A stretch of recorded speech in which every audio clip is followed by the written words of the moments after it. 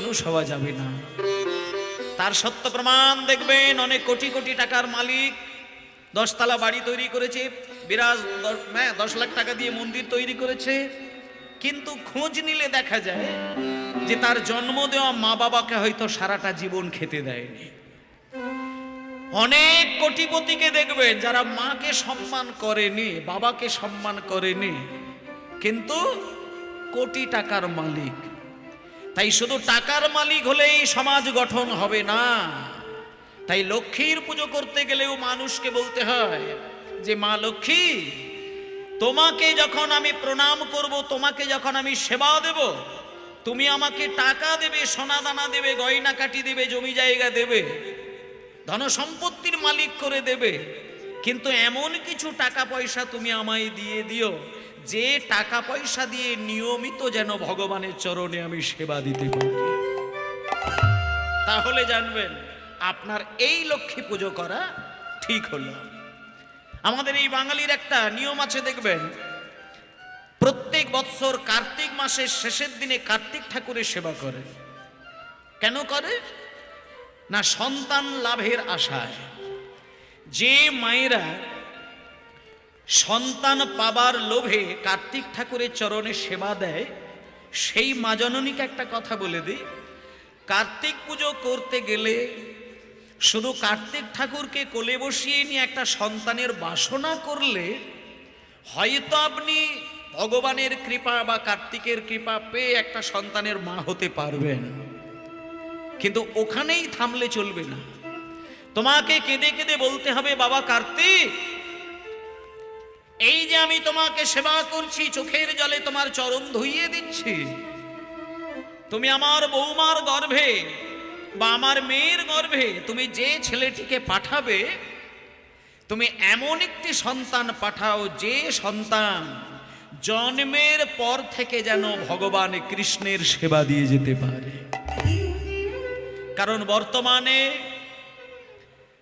অনেক বাড়িতে ছোট্ট ছোট্ট ছেলে মেয়েরা রয়েছে, দেখবেন যারা ভালো বল খেলতে পারে, ভালো ফোনে গেম খেলতে পারে, হ্যাঁ নানান কিছু খেলা খেলতে পারেন, কিন্তু কটা বাড়ির বাচ্চা ছেলের দিকে তাকিয়ে দেখবেন নিত্যদিন সকালবেলায়, দুপুরবেলায়, সন্ধ্যাবেলায় কোলের মধ্যে একটা খোল বা হাতে একটা করতাল, এইগুলো নিয়ে মন্দিরে গিয়ে ভগবানের নাম করে। কটা বাড়িতে দেখবেন?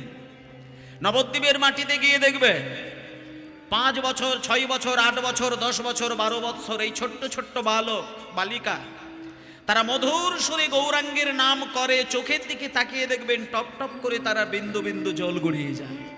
কেন না? তাদের মা বাবা সত্যিকারের শিক্ষাটা দান করেছে। যে মা তার সন্তানকে এই শিক্ষা দিতে পারে যে ওরে খোকা, হাজার বিদ্যা বুদ্ধির মধ্যে, কর্মের মধ্যে, খেলার মধ্যে দিয়ে একটুখানি গৌরাঙ্গের চরণ সেবা করার উদ্দেশ্যে খেলা খেল। যদি গৌরকে চিনতে পারিস, গৌরকে মানতে পারিস, গৌরকে জানতে পারিস, গৌর চরণে সেবা দিতে পারিস, গৌরের চরণে মন বসাতে পারিস, একমাত্র তুই এই সমাজের একজন সঠিক মানুষ হয়ে দাঁড়াতে পারবে। ভক্ত যে মা বাবা সন্তানকে পথ দেখায়, ভক্তির পথ দেখায়, সেই হয় আদর্শ পিতামাতা। তাই এখানে আমি প্রত্যেকটি মা বাবাকে একটা কথা বলি, কীর্তন গান মানেই একটা আনন্দের কোনো অনুষ্ঠান, এটা মনে করবেন না। বর্তমানে কীর্তন গান মানুষের কাছে একটা নাচের সম্পদ হয়ে দাঁড়িয়েছে। যেখানেই কীর্তন হবে, গানের শেষে বলবে 4টে ভজন গাও, নাচানাচি করব। আর ওই সারাক্ষণ ধরে কীর্তন গেয়ে যে ভক্তিটাকে ধরা হলো, শেষের 4টে গানেই সেই ভক্তিকে পদদলিত করে দেওয়া হলো। এই হলো সনাতন ধর্মের একটা অনুষ্ঠান। 3 ঘন্টা ধরে ভজন হচ্ছে, ভজনের সম্পদ ভক্তি, আর সেই ভক্তিটাকে হৃদয়ে ধরার জায়গায় এমন অসভ্য নাচ নাচা হলো, হৃদয় থেকে সেই ভক্তি বাইরে বার করে পদদলিত করে দেওয়া হলো। এই জিনিসটা আপনাদেরকে আমি বলে যাই, এটা করবেন না। নাচের বিষয়টা নাচের অনুষ্ঠানে হবে, এখানে অনুরাগের বিষয়, এটা প্রেমের সাবজেক্ট। এটা এমন একটি বিষয় যেখানে মন দিলে পরে হৃদয় দুলে যাবে, চোখ থেকে বিন্দু বিন্দু অশ্রু বিগলিত হবে। এই কীর্তন গান শুনতে শুনতে মানুষের বৈরাগ্য তৈরি হয়। এই কীর্তন গান শুনতে থাকলে একটা অমানুষ মানুষ হয়ে যায়। এই কীর্তন শুনলে একজন মাতাল ভদ্র হয়ে যায়। এই কীর্তনে মন দিলে একজন মূর্খ পণ্ডিত হয়ে যায়। আর যারা এমনিতেই ভালো মানুষ, তারা যদি কীর্তন রসে ডুব দেয়, একদিন সেই মানুষটা দেবতার আসনে বসে যায়। এ হলো সেই সুধা, যেখানে মন দিলে ভগবানকে পাওয়া যায়, যেখানে মন দিলে পরে দেবতার আসনে বসে থাকা যায়। এটা ছেলে মানুষের অঙ্গ তামাশা করার মঞ্চ নয়। তাই আগামী দিন কীর্তন হবে, আগামী বছর কীর্তন হবে। তাই আপনাদেরকে এই যে জায়গাটা পরিষ্কার করে বলে যায়, যতক্ষণ হরিনাম হবে এই দায়িত্বটা নেবেন যে হরিনাম এমন একটি নাম যেখানে মন বসালে পরে ভক্তের সঙ্গে ভগবানের মিলন হয়, জীবাত্মার সঙ্গে পরম আত্মার মিলন হয়, স্বামীর সঙ্গে স্ত্রীর মিলন হয়। এখানে স্বামী হচ্ছে জগৎপতি, সারা বিশ্ব ব্রহ্মাণ্ডের স্বামী হচ্ছেন ভগবান কৃষ্ণ, আর আমরা সকল জীবাত্মাই হলাম ওনার স্ত্রী। পরমাত্মা আর জীবাত্মা এই মহামিলনকে, স্বামীর সঙ্গে স্ত্রীর মহামিলন, এই আমাদের পবিত্র হরিবাসরে হতে পারে যদি তার ব্যাকুল প্রার্থনায় তাকে ডাকা যায়। এ জগতে পুরুষ বলতে একজন, আর নারী হলাম আমরা সবাই। আর সেই নারী পুরুষের মিলনের একমাত্র পবিত্র স্থান হলো ভক্তের সঙ্গে ভগবানের মিলনের এই মহাপবিত্র ক্ষেত্র, যেটা হলো হরিবাসর। সেই হরিবাসরে আমরা সকলে মিলে সমবেত হয়েছি। তাই মায়েরা সবাই মিলে একটু এখানে যত যত বাবারা রয়েছেন, ভাইরা রয়েছেন, মায়েরা রয়েছেন, সকলকে চৈতন্যদেবের চরণের সেবা দাসী করার উদ্দেশ্যে সর্বপ্রথম এবং প্রধান যে গান শুনলে পরে চৈতন্যদেব খুশি হয়ে যায়, যে গান শুনলে পরে চৈতন্যদেবের মন প্রাণ নেচে যায়, দুলে ওঠে, সেই গান আমরা একটুখানি মন দিয়ে গাইব। আমিও গাইব, আমার সম্প্রদায়ও গাইবে, আপনারাও সবাই মিলে গাইবেন। সেই গান, যে গান গাইতে গিয়ে মহাপ্রভু মাঝ রাত্রিতে অন্তরঙ্গ ভক্তদেরকে সঙ্গে নিয়ে পাগল হয়ে কেঁদেছিলেন। সবাই মিলে একটু সেই গান গায়। ভজ শ্রীকৃষ্ণ লহ শ্রীকৃষ্ণ কহ শ্রীকৃষ্ণের,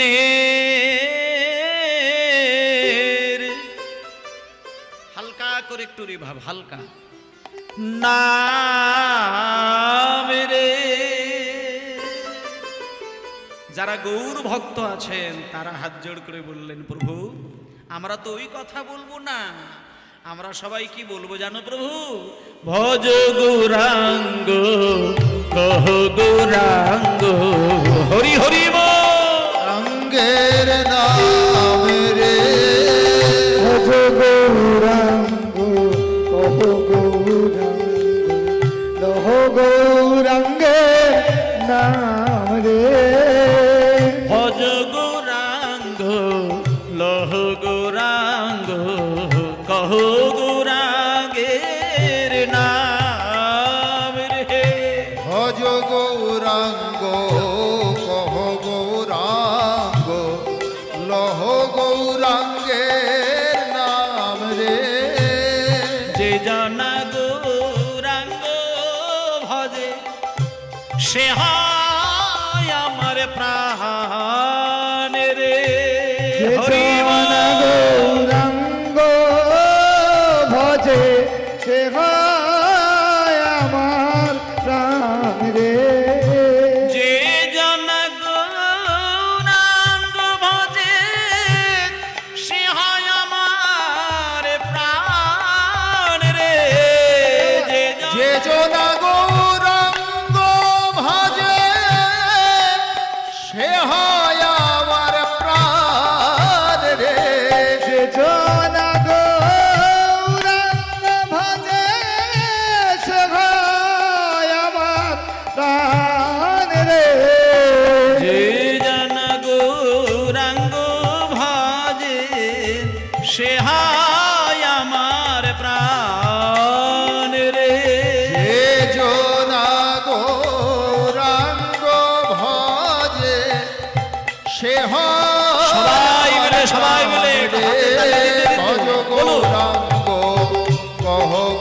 গৌরাঙ্গ লহ গৌরাঙ্গের নাম রে ভজ গৌরাঙ্গ কহ গৌরাঙ্গ লহ গৌরাঙ্গের নাম রে দিন গেলে হাগৌরাঙ্গ।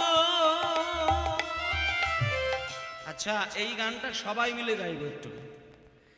গৌরাঙ্গের গান গাইলে পরে ৩৩ কোটি দেবতা খুশি হয়ে যায়। ও ঠাকুরমা, একমাত্র ভগবান একজন, যার নাম হলো শ্রী চৈতন্য দেব, যার নাম মন দিয়ে প্রাণ দিয়ে অনুরাগ মিশিয়ে ভক্তির বাঁধনে বেঁধে যদি নাম করা যায়, আলাদা করে কৃষ্ণকে ডাকতে হবে না, আলাদা করে রাধারানীকে ডাকতে হবে না, আলাদা করে মা কালীর চরণে সেবা দিতে হবে না, আলাদা করে দুর্গাকে ডাকতে হবে না। গৌর তত্ত্বের মধ্যে সমস্ত দেব দেবতার স্থান, তাই গৌরাঙ্গকে অনুরাগ ভরে ডেকে যান, তাহলে সকল দেবতার কৃপা তুমি লাভ করবে। তাই সবাই মিলে বলবেন, একবার দিন গেলে হা গৌরাঙ্গ যে বলে বারে রে দিন হরি হরি গৌরাঙ্গ যে বলে একবার রে দিন গেলে হা গৌরাঙ্গ যে বলে একবার রে দিন গেলে হা গৌরাঙ্গ যে বলে একবার রে সে জন সে জন সে জন সে জন আমার হয়, আমি হই তার রে। সে জনায় আমার হয়, আমি হই তাহার রে সে জন আমার হয়, আমি হই তার রে। সে জনায় আমার হয়, আমি হই তার রে ভজ গৌরাঙ্গ কহ গৌরাঙ্গ হরি বল। লহ গৌরাঙ্গের নাম রে ভজ গৌরাঙ্গ কহ গৌরাঙ্গ লহ গৌরাঙ্গের নাম রে ভজ গৌরাঙ্গ কহ গৌরাঙ্গ লহ গৌরাঙ্গের নাম রে ভজ গৌরাঙ্গ কহ গৌরাঙ্গ হরি বল। লহ গৌরাঙ্গের নাম রে সবাই বলুন শ্রী গুরু নিতাই গৌর প্রেমানন্দে হরি বল হরি বল। এটি হলো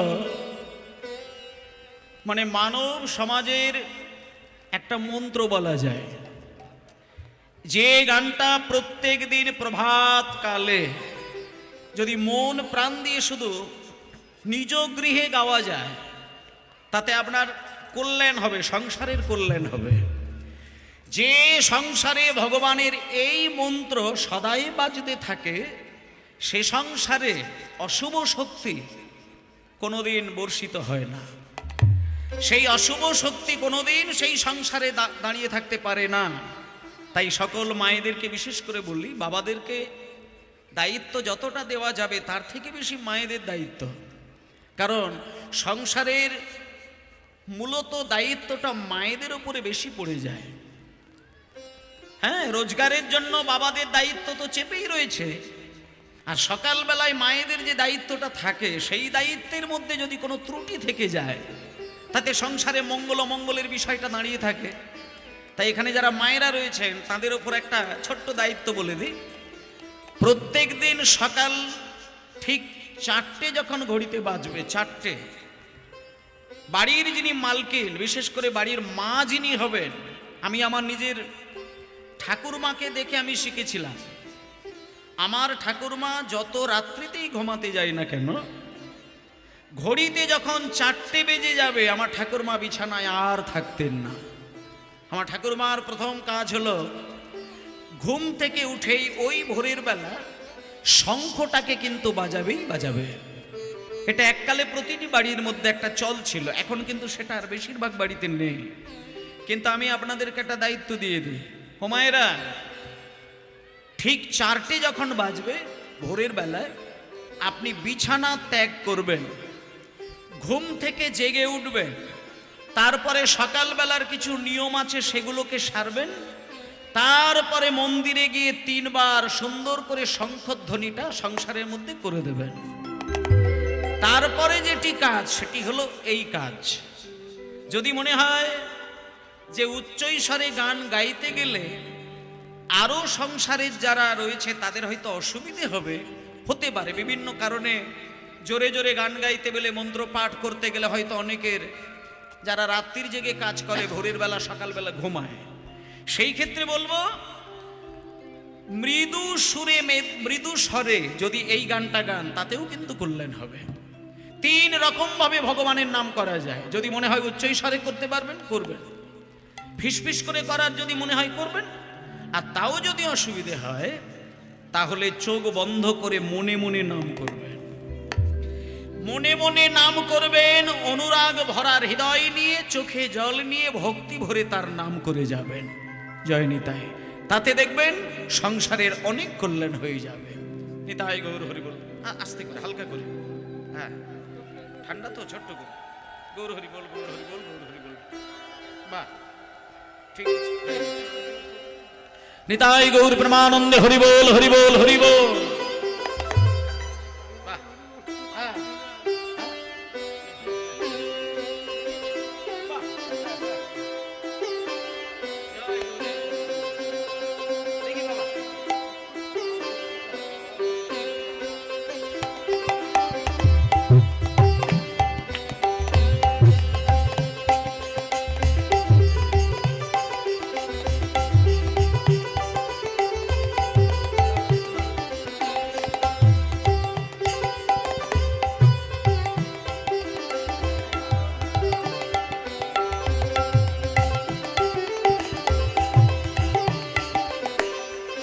নিতাই গৌর হরি বল, গৌর হরি বল, গৌর হরি বল। বাবা বাবা বাবা, জয় নিতাই। বেশ, তাহলে যে কথাটি হচ্ছিল সেটা হলো যে মানুষ নানান কিছু চিন্তা ভাবনা করে দিন কাটায়। আসতে এইবার কিছু ধ্যানের কথাগুলো শুনবেন। প্রাকৃত জগতের সম্পদ হলো টাকা পয়সা, কিছু সোনাদানা, সামান্য কিছু জমি জায়গা আর গাড়ি বাড়ি। এইটুকু যদি কেউ তৈরি করতে পারে, মনে মনে একটা আনন্দ তৈরি হয় যে আমি রোজগার করে গাড়ি করেছি, বাড়ি তৈরি করেছি, কিছু জমি জায়গা তৈরি করেছি, সোনাদানা তৈরি করেছি, ব্যাংক ব্যালেন্স তৈরি করেছি, ব্যাস এটা হলো আমার পরিপূর্ণ রোজগারের একটা সম্পদ। কিন্তু মায়েরা, এগুলো হলো প্রাকৃত সুধা, প্রাকৃত সম্পদ। কিন্তু সেই সাথে সাথে তুমি অপ্রাকৃত জগৎ থেকে কি সঞ্চয় করলে সেটার হিসেব যদি এই বেঁচে থাকতে না করতে পারলে, তাতে কিন্তু তোমার মরণকালে গিয়ে কষ্ট করতে হবে। মানুষ 10 তলা 20 তলা বাড়ি তৈরি করার জন্য ভগবানের নাম তৈরি নয়। আসল রহস্যটা কোথায় দেখো? নেতাজি সুভাষচন্দ্র বসু, মা সারদা দেবী, চৈতন্য মহাপ্রভু, রামকৃষ্ণদেব, রাজা রামমোহন রায়, এনারা আলাদা আলাদা করে আমাদের জন্য সোনাদানা জমি জায়গা কিন্তু দিয়ে যায়নি। কিন্তু বৎসরে একটি করে দিন আমাদের কাছে আসে, যে দিনটা ওনাদের কথা স্মরণ নিতে গেলে আমাদের চোখে জল এসে যায়। ক্ষুদিরাম বসু তিনি হাসি মুখে বিদায় নিয়েছেন এই ভারতবর্ষের মাটি থেকে, কিন্তু সকল ভারতবাসী ক্ষুদিরাম বসুর বিশেষ একটা দিন আসলে পরে আমরা তার মাল্য দিতে গিয়ে মূর্তিতে হৃদয়টা কিন্তু ভিজিয়ে ফেলে। কেন না, তিনি প্রাকৃত জগতে টাকা পয়সা দেবার জন্য তিনি পৃথিবী ছাড়েননি।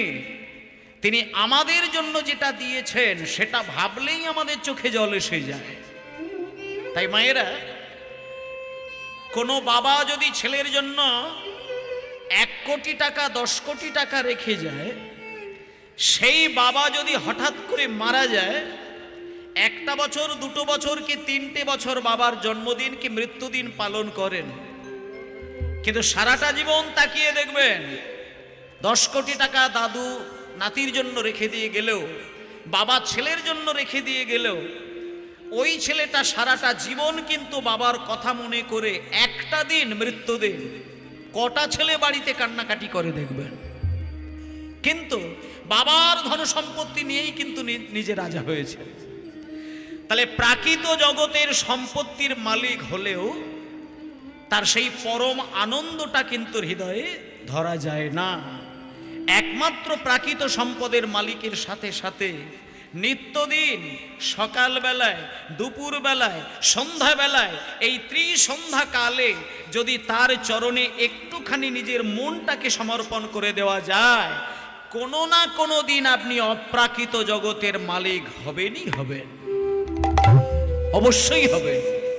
যিনি অপ্রাকৃত জগতের মালিক হতে পেরেছেন একমাত্র তিনি জানেন এই প্রাকৃত সুখ আর অপ্রাকৃত সুখ আকাশ পাতাল তফাৎ। মরণের দিনে সংসারের প্রত্যেকটি মানুষের দিকে তাকিয়ে দেখলে আপনি সেই ক্ষণে চিন্তা করে দেখবেন আপনার সমস্ত কাজকর্ম আপনার সারা হয়ে বসে আছে। তাহলে আপনি জগৎ ছেড়ে যেদিন বিদায় নেবেন, সংসারের সমস্ত কাজ যদি আপনি দায়িত্বপূর্ণভাবে পালন করে রেখে দিয়ে জগৎ ছাড়েন, সেদিন আপনার মনে হবে আমার এই মৃত্যু অনেক সুখের মৃত্যু, আনন্দের মরণ, আমি মরে গিয়ে স্বর্গে শান্তি পাব।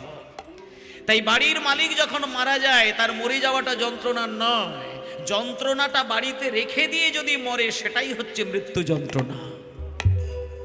ছেলে পুলে থাকবে, নাতি নাতনি থাকবে, বউ বাচ্চা থাকবে, আত্মীয় স্বজন থাকবে, কিন্তু মরে যাওয়ার সময় কিছু যন্ত্রণা যদি তাদের জন্য রেখে দিয়ে যায় সেটা হলো মৃত্যু যন্ত্রণা।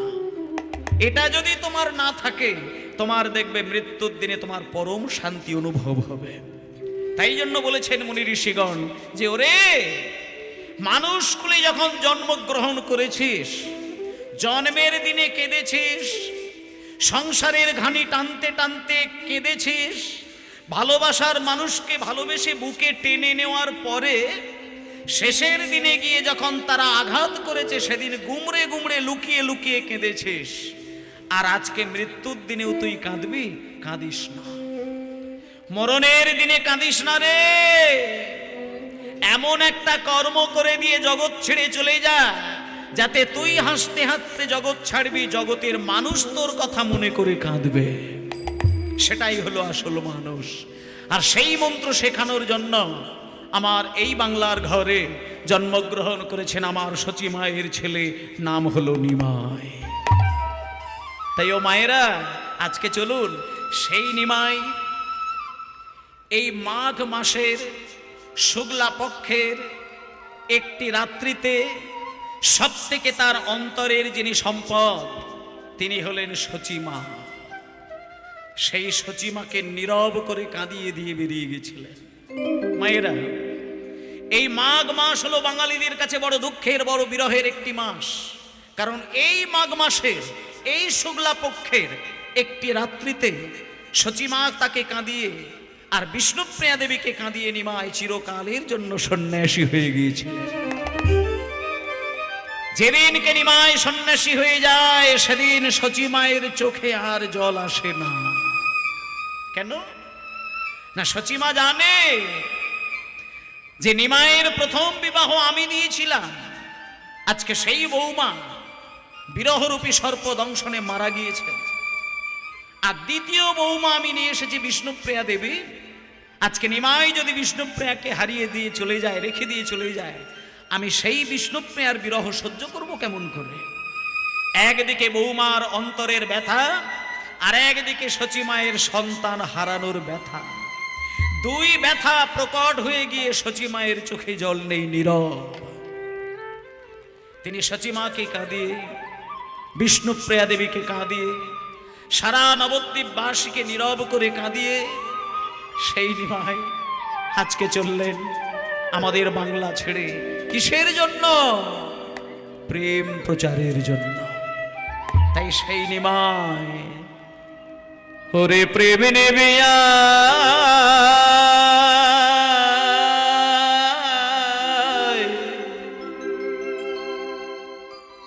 ওরে প্রেম নেবে আয় বদন ভরে, বল রে হরি না। ওরে প্রেম নিবিয়ায় বদন ভরে, বলে রে হরি না। ওরে প্রেম নেবে আয় বদন ভরে, বল রে হরি না। তুমি নিবিয়ায় বদন ভরে, বলে রে হরি না। এই প্রেম এনেছিল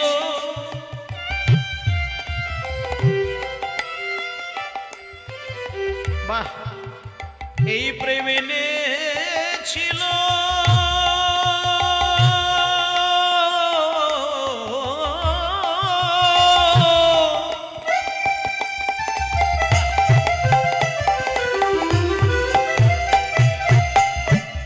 এই প্রেম এনেছিল ব্রজের বাঁকা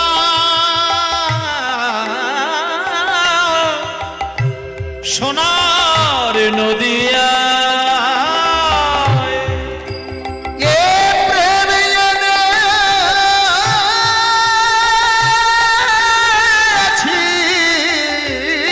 এনেছিল হরি হরি হরি আমারে ব্রজে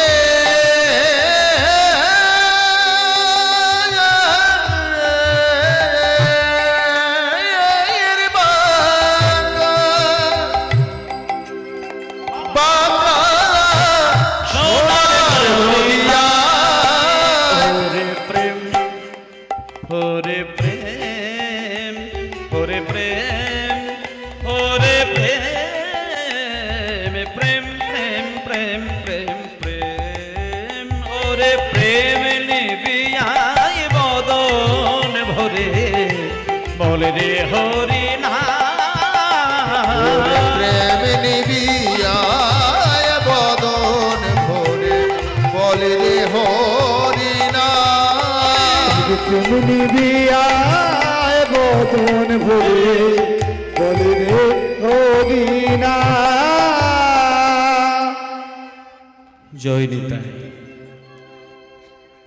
প্রেম, প্রেম পাবার জন্য আজকে সকলের আগমন। এখানে আপনারা যারা প্রত্যেকেই হরিনাম শোনার জন্য বসে আছেন, আসলে কিন্তু আমাদের মূল প্রয়োজনটা হচ্ছে প্রেম।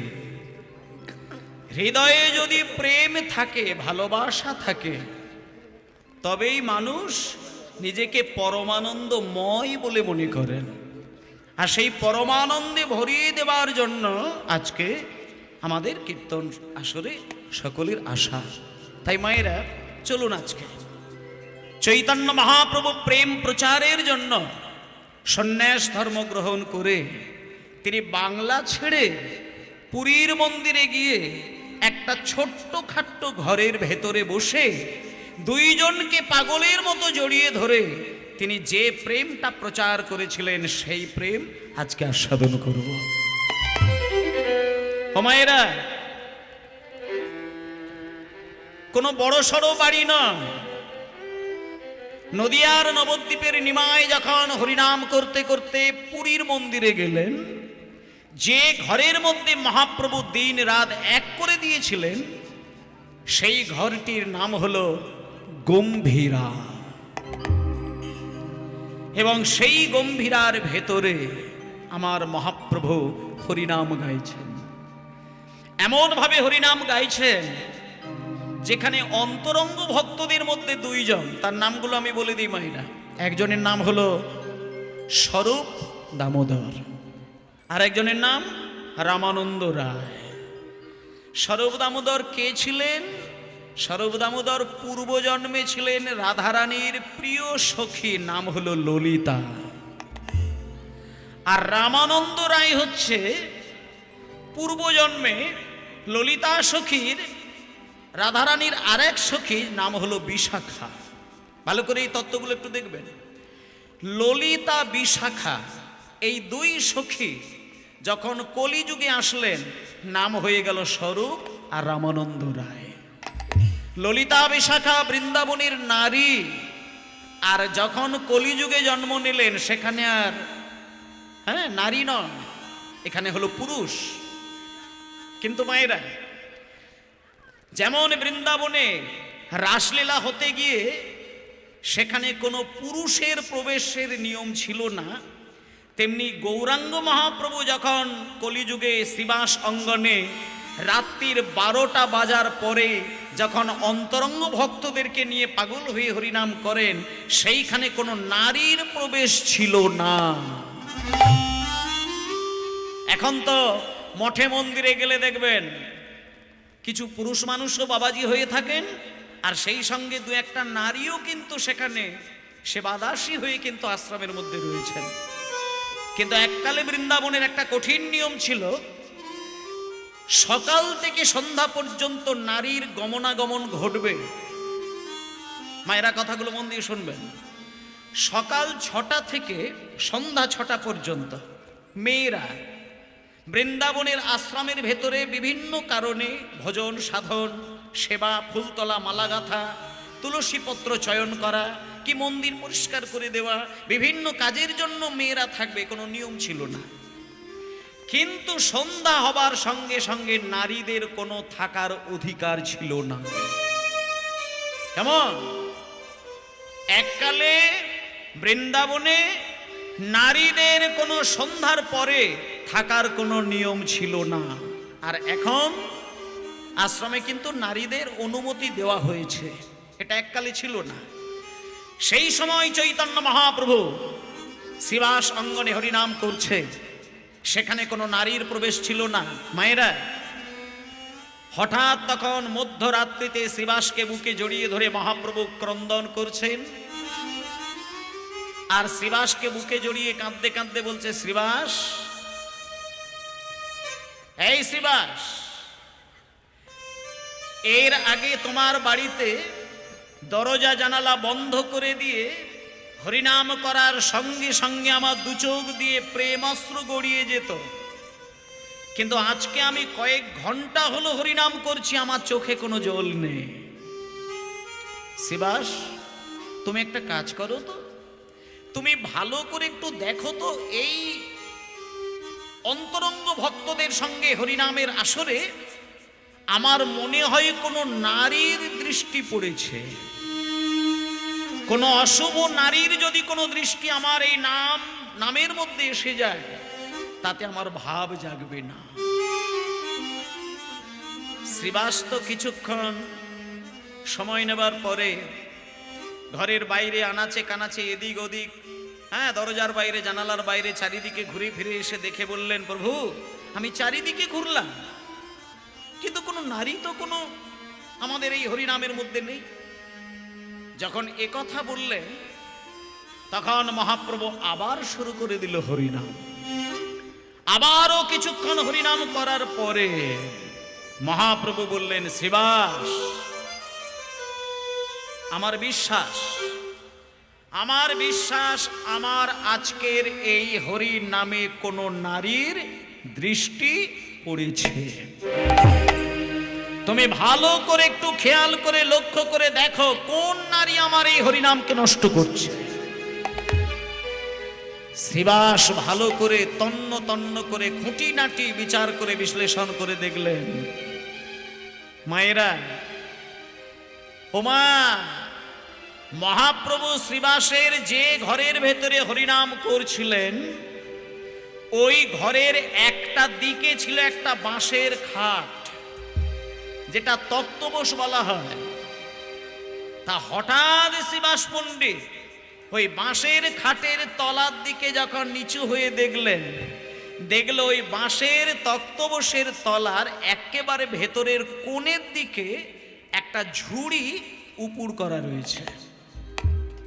শিবাসের সন্দেহ হলো, ওই ভেতরে গিয়ে যেই ঝুড়িটাকে খুলেছে, দেখলো ঝুড়ির ভেতরে একটা ঘোমটা দেওয়া বুড়ি বসে রয়েছে। এইবার শিবাস যখন ওই বুড়ির ঘোমটাটা তুলল, দেখলো ওই বুড়ি আর কেউ নয়, উনিই হলেন শিবাসের শাশুড়ি। তাহলে ওই খাটের তলায় একটা ঝুড়ি, তার ভেতরে রয়েছে একজন বুড়ি, যিনি হলেন শিবাসের নিজের কে শাশুড়ি। তখন শিবাস রেগে গেলেন। শিবাস পণ্ডিত বললেন, মা, আমার বউয়ের মা, তার মানে সম্পর্কে আপনিও আমার মা। সেই জন্য আমি বেশি কিছু বলছি না, শুধু একটা কথা বলে দিচ্ছি, শেষবারের মতো আজকে যে কাজটি আপনি ঘটিয়েছেন, এই কাজ যদি দ্বিতীয় দিন কোনোদিন করেন, তাহলে কিন্তু আপনাকে আমি সম্মান দিতে আর বাধ্য হব না। এই মুহূর্তে আপনি ঘর থেকে বেরিয়ে যান। সেই শাশুড়ি মা বেরিয়ে গেলেন। এখানে একটা দৃষ্টান্ত দেখাচ্ছে, তোমার যদি ভেতরের চিন্তা অশুভ হয়, তোমার যদি ভাবনা চিন্তার মধ্যে জটিলতা তৈরি হয়, তোমার যদি অশুভ চিন্তা নিয়ে কোনো বৈষ্ণবের হরিনামকে যদি নিন্দে করো, তাহলে তোমার দ্বারা হরিনামের অসম্মান হবে। আর সেই অসম্মান করা হরিনামের ক্ষেত্রে যদি হরিনামকে তুমি নষ্ট করো, তাহলে তোমাকে অপরাধী হতে হবে। তাই ভক্তমণ্ডলী মায়েরা, এখানে এই যে কীর্তন গান হচ্ছে, প্রত্যেকটা মানুষের সেই দায়িত্ব নেওয়ার দরকার যে হরিনাম আলাদা কোনো অনুষ্ঠান নয়, হরিনাম হচ্ছে চৈতন্যদেবের হৃদয়ের নিজস্ব সম্পদ। এটা যে যত বেশি বেশি করে মন প্রাণ দিয়ে হৃদয়ে আস্বাদন করবেন, সে তত বেশি এই জগতে দাঁড়িয়ে থেকে অপ্রাকৃত জগতের সুধাটাকে হৃদয়ে ধারণ করবে। তাই ভক্তমণ্ডলী মায়েরা, আজকে সেই মহাপ্রভু এইভাবে শ্রীবাসের ঘরে হরিনাম করতে করতে যখন সন্ন্যাসী হয়ে গেলেন, তখন পুরীর মন্দিরে গিয়ে একটা ছোট্ট ঘর, যে ঘরটির নাম হলো গম্ভীরা। ও মায়েরা, আপনারা যদি কোনোদিন কোনো কারণের জন্যে পুরীর মন্দিরে যান, সমুদ্রে স্নান করুন, তাতে দুঃখ নেই, কিন্তু এটা খেয়াল করবেন, সমুদ্রে স্নান করে জগন্নাথ মন্দিরে যেখানে যাচ্ছেন, এই সমুদ্রে কিন্তু চৈতন্য মহাপ্রভু স্নান করেছেন। এই সমুদ্রে চৈতন্য মহাপ্রভুর চরণ ধুলো আজও মিশে রয়েছে। এই সমুদ্রে চৈতন্য মহাপ্রভুর হা কৃষ্ণ বলে কাঁদতে কাঁদতে চোখের জলও মিশে রয়েছে। তাই সেই সমুদ্রে যখন স্নান করবেন, মহাপ্রভুকে হৃদয়ে স্মরণ করবেন। তারপরে সমুদ্রে স্নান করে যখন আপনি পুরীর মন্দিরের দিকে যাবেন, জগন্নাথ মন্দিরে যাবার কিছুটা আগে ডান দিকে দেখবেন শ্রী চৈতন্য মহাপ্রভুর গম্ভীরা ধাম। সেই গম্ভীরার মন্দিরে আপনারা একটু প্রবেশ করবেন। তার কারণ বলে দিই, যে গম্ভীরায় আপনাকে আমি যাবার কথা বলছি, সেই গম্ভীরায় চৈতন্য মহাপ্রভু একদিন, দুদিন, এক মাস নয়, টানা 12টা বছর চোখের জলে সারা মন্দির ভাসিয়েছিলেন। এবং সেখানে সকল ভক্তগণ আজও গিয়ে পাগল হয়ে কেঁদে কেঁদে একটাই কথা বলেন, আধার জামি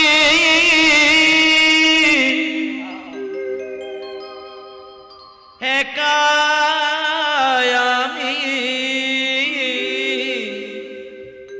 খুঁজি গো তোমার,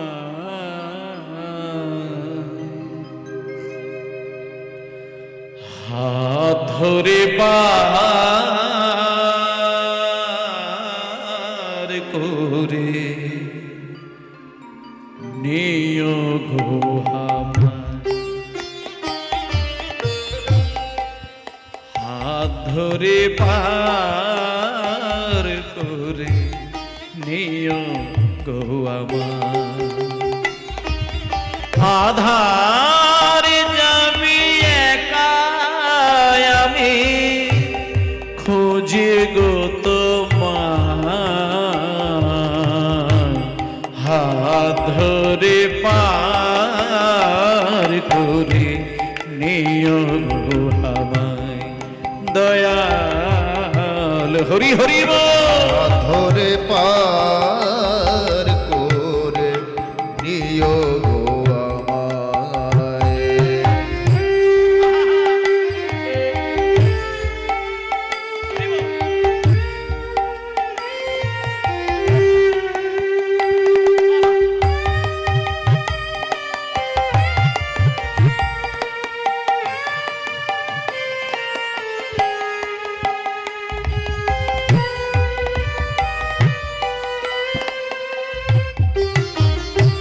বাবা রে।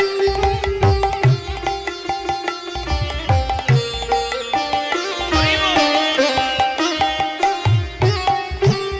পিতা মাতা ভগিনী ভ্রাতা দুটি দিনের দেখা, শেষের দিনে স্বজন বিনে যেতে হবে একা। পিতা মাতা ভগিনী ভ্রাতা বাহ!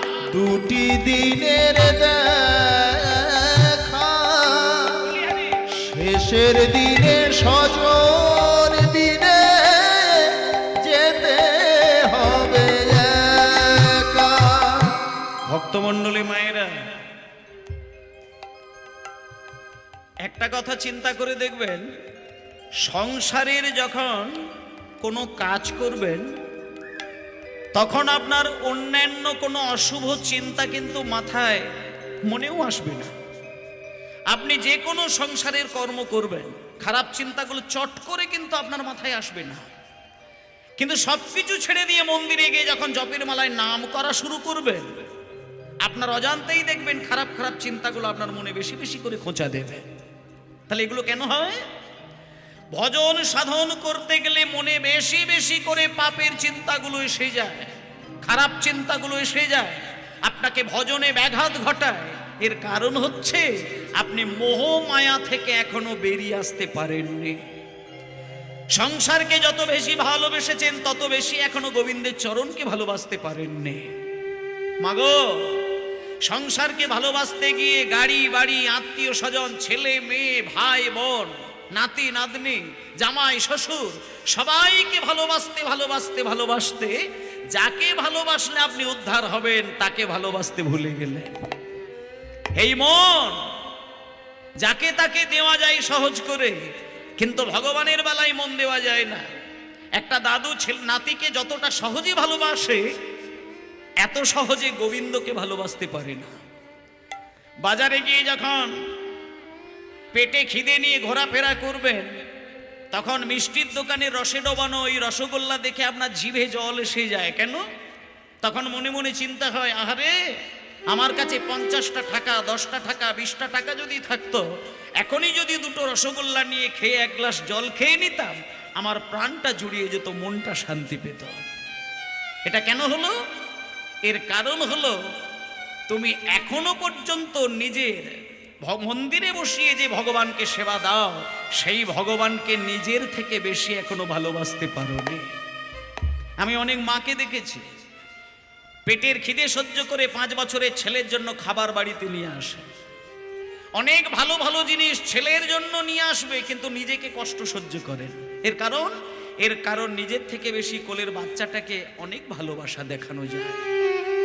কিন্তু যারা সংসারের থেকে বেশি গোবিন্দের চরণকে ভালোবাসেন, সে কিন্তু যতই ভালো খাবার বাজারে দেখতে পাক না কেন, সে নিজের পেটের চিন্তা করবে না। সে একটা চিন্তা করবে যে আমার কাছে যদি 20টা টাকা থাকতো, অন্তত 4টে রসগোল্লা কিনে নিয়ে গিয়ে আমার ওই মন্দিরের ছোট্ট গোপালকে যদি আমি সেবা দিয়ে কিঞ্চিত আমি একটু প্রসাদ করে পেতাম, না জানি আমার কত আনন্দ হতো। তাই ওমা, ভগবানের চরণে নৈবেদ্যের ডালা সাজিয়ে প্রসাদ তৈরি করে সেই প্রসাদ গ্রহণ করলে আমাদের মনে যে তৃপ্তি, যে আনন্দ, যে পরমানন্দ পাওয়া যায়, এটা যেদিন তোমার আসবে সেদিন জানবে তুমি এতদিনে সংসারের থেকে বেশি গোবিন্দকে ভালোবাসা দিলে। কিন্তু আমাদেরকে গোবিন্দের চরণ বেশি টানে না, আমাদেরকে বেশি বেশি করে পাগল করে কে? পিতা মাতা ভগ্নী ভ্রাতা, দুটি দিনের দেখা, শেষের দিনে স্বজন বিনে যেতে হবে একা। পিতা মাতা ভগিনী ভ্রাতা, দুটি দিনের দেখা, শেষের দিনে স্বজন বিনে যেতে হবে একা।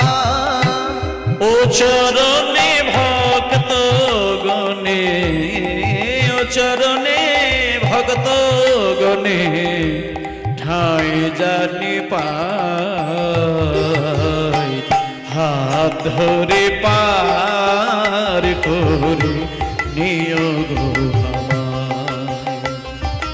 আধার যাবি একা, আমি খোঁজি গো তোমায়, হাত ধরে পার করে নিও গো আমায়। দয়াল হাত ধরে পার করে নিও গো আমায়, দয়াল হাত ধরে পার করে দিও গো আমায়। করিব পিতা মাতা, নিজের জন্ম দেওয়া সন্তান, ছেলে মেয়ে, নাতি নাতনি, আত্মীয় স্বজন সবাই আমাদের আপনজন। কিন্তু মায়েরা, এগুলো তো দায়িত্বের সঙ্গে চলে, কিন্তু যেদিন তোমার জীবন বেলা শেষ হয়ে যাবে, যেদিন তুমি চিতার উপরে শোবে, সেদিন একজন তোমাকে হাত বাড়িয়ে আপন করে নেবেন, তিনি হলেন জগতের পতি, যিনি হলেন ভগবান কৃষ্ণ। তাই ও মা, শেষের দিনে যদি সুখ, শান্তি, আনন্দ, পরমানন্দ, ভালোবাসা, প্রেম এগুলোকে ধরতে হয়, তাহলে সংসারের থেকে বেশি ভালোবাসতে হবে ভগবানের চরণ। তাই আজকে সেই ভগবানের চরণ জড়িয়ে ধরে স্বরূপ দামোদর, রামানন্দ রায় এই দুইজন গৌরহরির চরণ ধরে কান্নাকাটি করছেন। এমন সময় পুরীর মন্দিরে যে ঘটনাটা ঘটল মায়েরা শোনেন, ছবির মতো লীলা আস্বাদন করবেন। পুরীর মন্দিরে গম্ভীরার ঘরের দরজার সামনে মহাপ্রভু নীরব হয়ে কাঁদছেন, চরণ ধরে স্বরূপ দামোদর রামানন্দ রায় এই ব্যাকুল প্রাণে ডাকছেন। কিন্তু হঠাৎ মন্দিরের বাইরে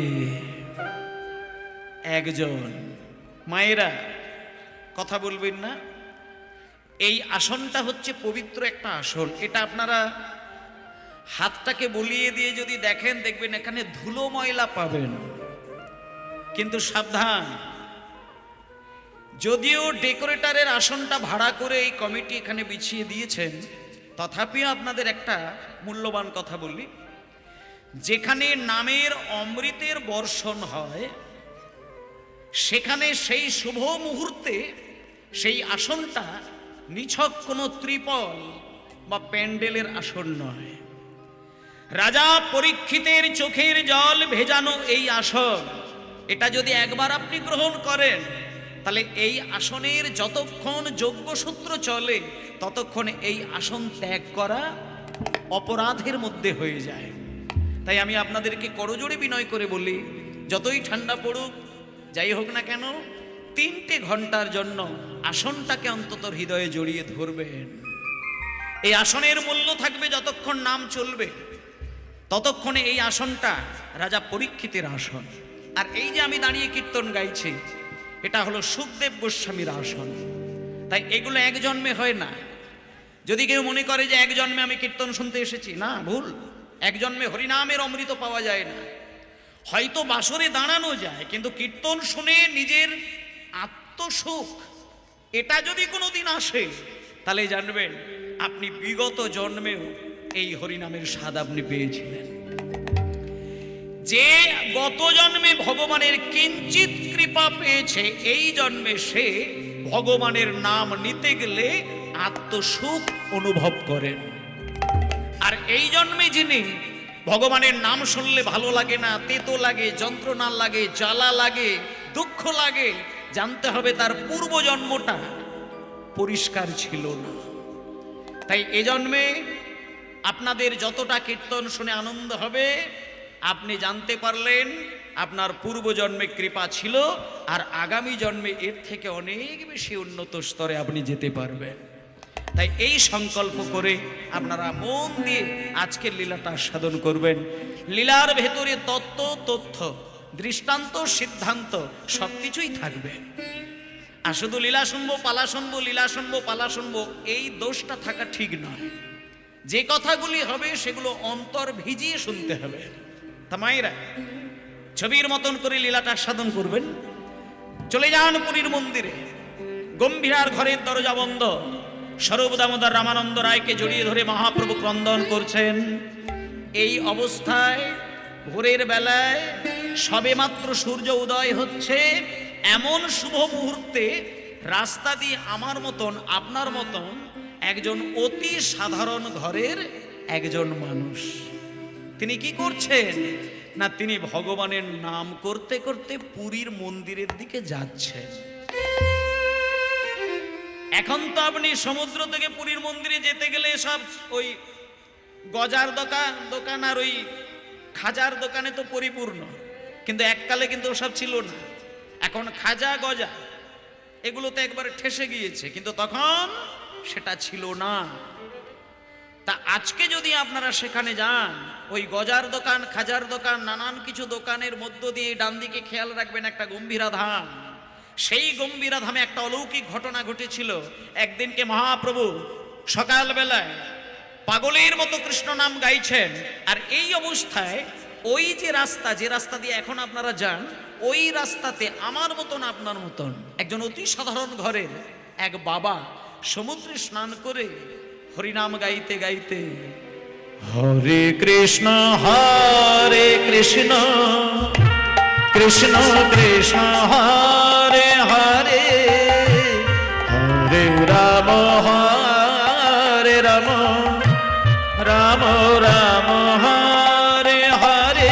সবাই বলুন হরি হরি বল। কৃষ্ণ হরে কৃষ্ণ, কৃষ্ণ কৃষ্ণ হরে হরে,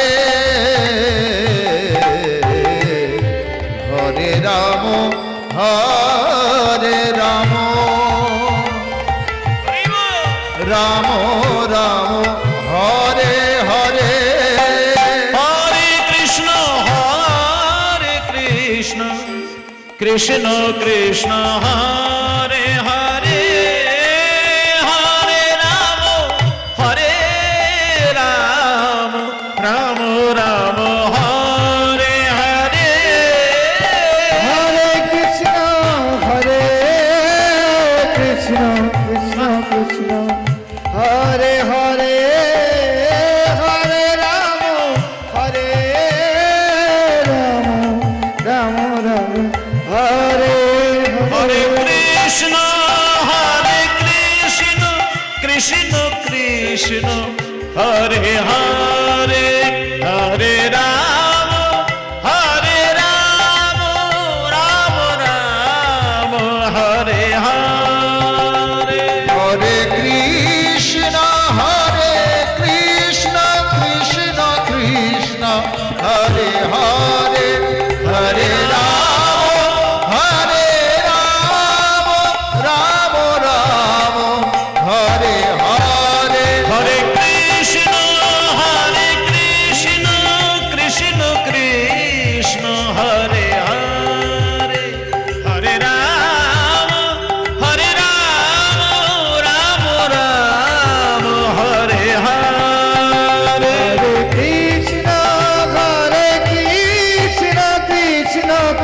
কৃষ্ণ হরে হরে হরে রাম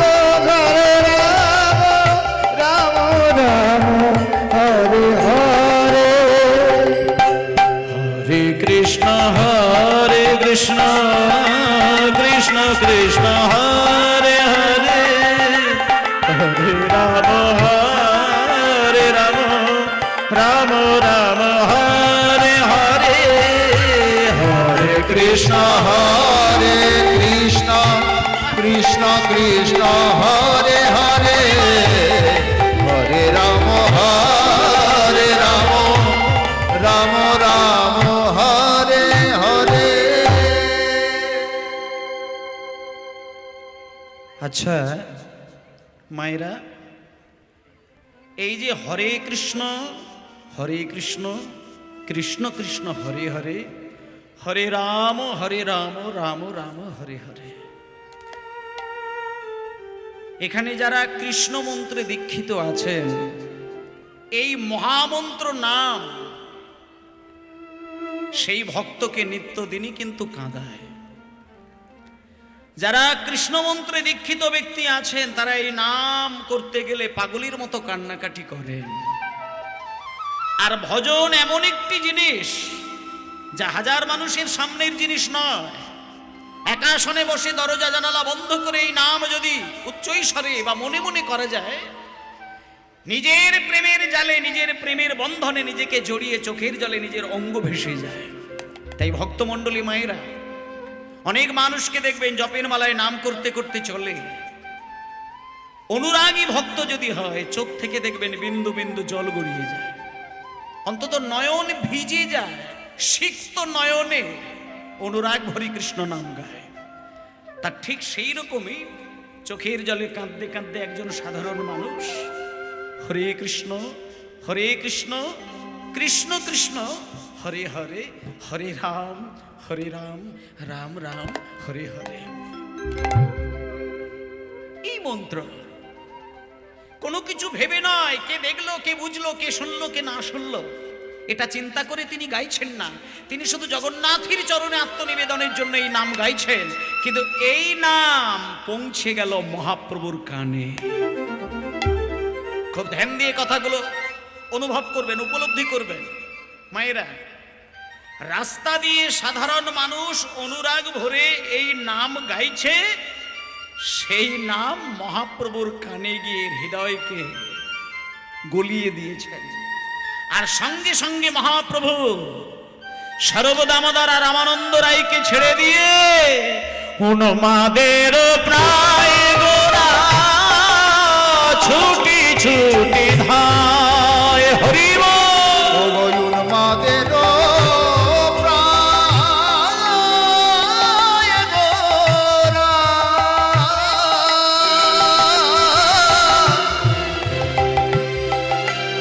ছুটি ছুটি ধায় উন্মাদের প্রায় গোরা ছুটি ছুটি ধায়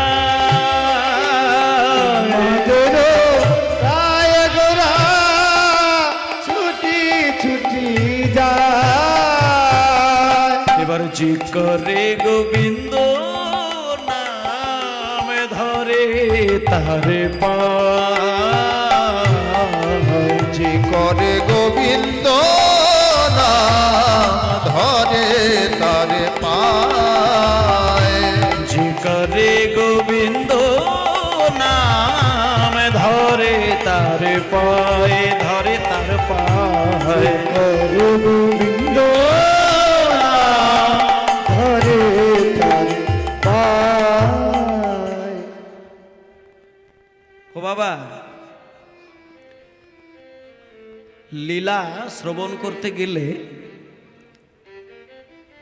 ঠিক এমনভাবে লীলা শ্রবণ করা উচিত, কান দিয়ে শুনছেন, চোখ দিয়ে আমাকে দেখছেন, কিন্তু লীলাটা না নাটকের মতন, ছবির মতন হয়ে, সিনেমার মতন করে আপনার হৃদয়ে দেখবেন ধরা দিয়ে দেবে।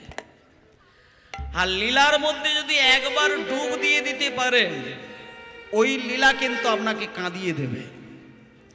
আর এইটুকু আমি নিশ্চিত বলতে পারি, হরিবাসরে কীর্তন শুনতে এসে যদি কোনো মানুষ নাম শ্রবণের দ্বারা চোখটাকে ভিজিয়ে তুলতে পারেন, আলাদা করে মন্দিরে গিয়ে তাকে ডালা সাজিয়ে মালা ঝুলিয়ে সেবা দিতে লাগে না। কারণ মহাপ্রভু অযাচিতভাবে সেই ভক্তকে ঢেলে কৃপা করে, যে ভক্ত তার নাম অমৃত আস্বাদন করতে গিয়ে নয়ন জলে বক্ষ ভাসায়। তাই আমি আপনাদেরকে এইটুকু শুধু বলে যাই, যে কীর্তন শুনতে গেলে চোখ ভেজে না, হৃদয় দোলে না, চোখে জল আসে না, সেই হরিনামে চৈতন্যদেবের চরণের কৃপা হয় না। ছেলে যদি মাকে একটা বাজে কথা বলে, মা 24 ঘন্টা কাঁদে। স্বামী যদি স্ত্রীকে নোংরা ভাষায় গালিগালাজ করে, বছরের পর বছর, মাসের পর মাস, স্ত্রী কাঁদতে কাঁদতে বালিশ ভিজিয়ে দেয়। কিন্তু মন্দিরে গিয়ে মালা দিতে গিয়ে, চন্দন দিতে গিয়ে, তুলসী পত্র দিতে গিয়ে কজন মানুষ চোখের জলে গোবিন্দের চরণ ধুইয়ে দেয়? যদি কোনোদিন ভগবানের নাম করতে গিয়ে চোখ থেকে টপ টপ করে জল গড়িয়ে যায়, তাহলে জানবেন আপনাকে আলাদা করে আর মঠে মন্দিরে কিচ্ছু করতে লাগবে না। তীর্থে তীর্থে বেড়াতে যাবার প্রয়োজন হবে না। দামি দামি ডালা সাজিয়ে ভগবানকে দিতে লাগে না। ভগবান একটা জিনিসই ভক্তের কাছে সর্বস্ব হারা হয়ে বিক্রি হয়ে যায়, সেটা হলো ভক্তের দুবিন্দু নয়নের জল। তাই ওমা শুধু চোখের জলে হরিনাম করছিল বলে চৈতন্যদেবের হৃদয় দুলে গেল, ছুটে এসে সাধারণ মানুষের পা দুটো জড়িয়ে ধরলেন। সাধারণ মানুষ বলছেন প্রভুর চোখের দিকে তাকিয়ে, শোনে চৈতন্য মহাপ্রভু তিনি হচ্ছেন ভগবান, আর যার পা জড়িয়ে ধরেছেন তিনি হচ্ছেন আমাদের মতো সাধারণ ঘরের একজন মানুষ। যেই তার পা দুটো জড়িয়ে ধরেছে মহাপ্রভু, সঙ্গে সঙ্গে কি প্রভু আপনি আমার পা জড়িয়ে ধরেছেন? আপনি ভগবান, আপনি ভগবান, আপনি আমার পা ছেড়ে দিন, আপনি আমার পা ছেড়ে দিন। আপনি মহাপ্রভু বললেন, না গো, আমি তোমার পা ছাড়বো না। আমি এইটুকু অন্তত জানি, যারা চোখের জলে কৃষ্ণ নাম করে, আমি জানি সে নিশ্চয়ই কৃষ্ণের ঠিকানা জানে। ও মায়েরা, মহাপ্রভু আজকে সাধারণ মানুষের পা দুটো জড়িয়ে ধরে বলছে, শোনো গো, তুমি সকাল বেলায় সমুদ্রে স্নান করে জগন্নাথের পথে যেতে যেতে যেহেতু চোখের জলে কৃষ্ণ নাম করেছো, আমি জানি তুমি নিশ্চয়ই কৃষ্ণের ঠিকানা জানো। ওগো জানো যদি আমায় বলে দাও হে নিতাই গৌর হরি যদি আমায় বলে দাও হে, আমি কোথায় গেলে পাবো তারে, জানো যদি আমায় বলে দাও হে। আমি কোথায় গেলে পাবো তারে, জানো যদি আমায় বলে দাও। আমি কোথায় গেলে পাবো তারে, যার নাম শোনাই আমায় আহা পাগল করিলে। আমি কোথায় গেলে পাবো তারে, যার নাম শুনে আমার পাগল করে। আমি কোথায় গেলে পাবো তারে, যার নাম শোনাই আমায় তুমি পাগল করিলে। আমি কোথায় গেলে পাবো তারে, নাম শুনে আমার পাগল করে। যার নামে এত মধু আছে, নাম শোনাই পাগল করবে। এত মধু আছে, নাম শুনে পাগল করে। নামে এত মধু আছে, নাম শুনে আমার পাগল করে। নামে এত মধু আছে জানো যদি আমায় বলে দাও গো। ভক্তমণ্ডলী মায়েরা, রিবাবটা হালকা কম। এই এতক্ষণ ধরে একটা বিষয় কিন্তু পরিষ্কার হয়ে গেল, আমাদের কাছেও হলো আপনাদের কাছেও হলো। সেটা কি না, মহাপ্রভু শুধু চোখে জল দেখলে আর হৃদয়ে ভক্তি দেখলে, মুখে কৃষ্ণ নাম দেখলে, মহাপ্রভু নিজে এসে সেই ভক্তের চরণ জড়িয়ে ধরে। তাহলে বুঝতে পারছেন ভগবান কত বড় দয়াময়। ভগবানকে কিচ্ছু চাইতে হবে না, ভগবানের কাছে ডেকে ডেকে দুঃখের কথা বলতে হবে না, শুধু তার নাম করতে করতে কেঁদে যাও। তিনি অন্তর্যামী, তিনি নিজে এসে তোমার হৃদয়ের দরজা খুলে তোমার সকল খবর তিনি নিজেই দেখে নেবেন। যারা মনে করে ভগবানকে জানালে পরে ভগবান জানতে পারে, তারা মূর্খের মতো ভাবনা চিন্তা করেন। ওমা, মুখে ভাষা দিয়ে ডাকলে পরেই যদি ভগবান জানতো, তাহলে যারা বোবা হয় তাদের কথা তো ভগবান শুনতে পাবে না। যারা অন্ধ হয় তারা তো ভগবানকে দেখতে পাবে না। যারা মূর্খ হয় তারা তো ভাষা দিয়ে ভগবানকে বোঝাতে পারবে না।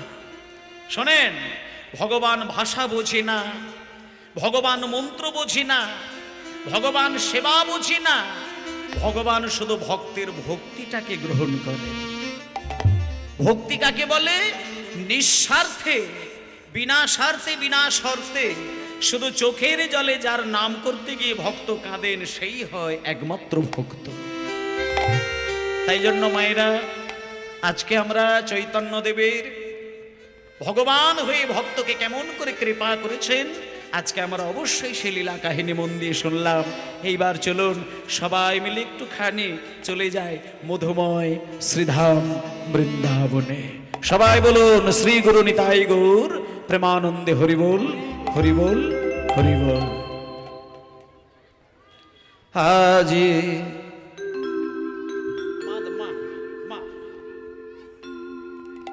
আজি মুরলী বাজে প্রেম বৃন্দাবনে, বেশ নবয়ন রাগিনী শ্যাম সোহাগিনী, নবয়ন রাগিনী শ্যাম সোহাগিনী,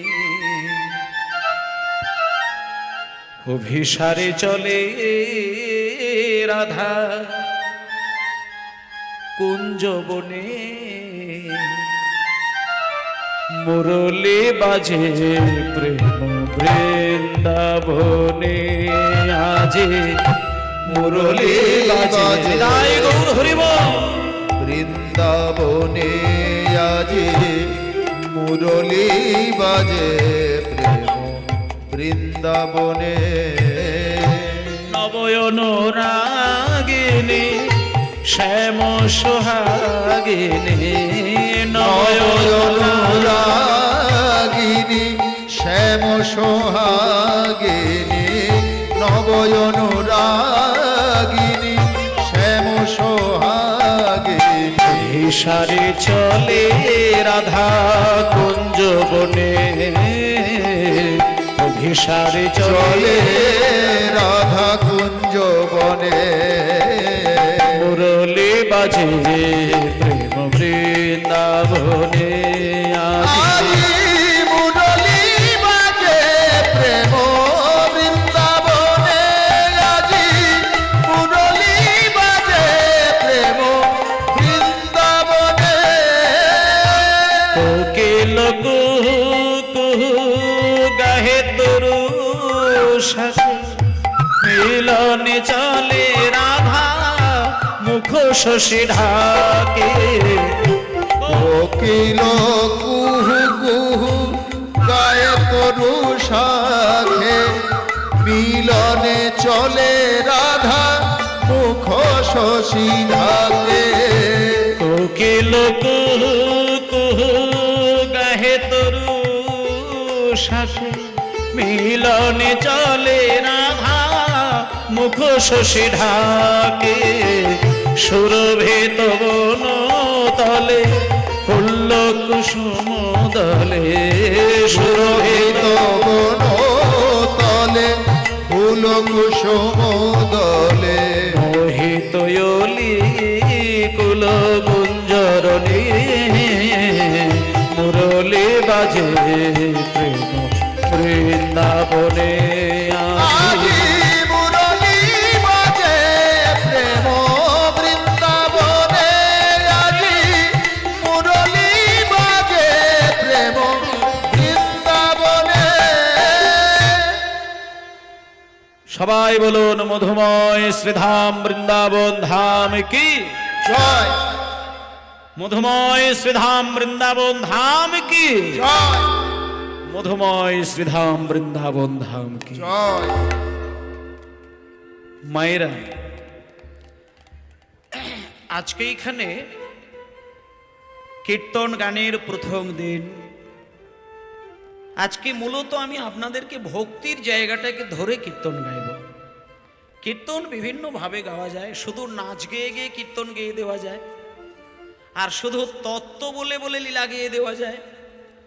কিন্তু ভাবাবেগটাকে যদি ভক্তির কাছে তুলে ধরা না হয় তাহলে সেটা ভক্তদের মনের আক্ষেপটা কিন্তু পরিষ্কার হয় না।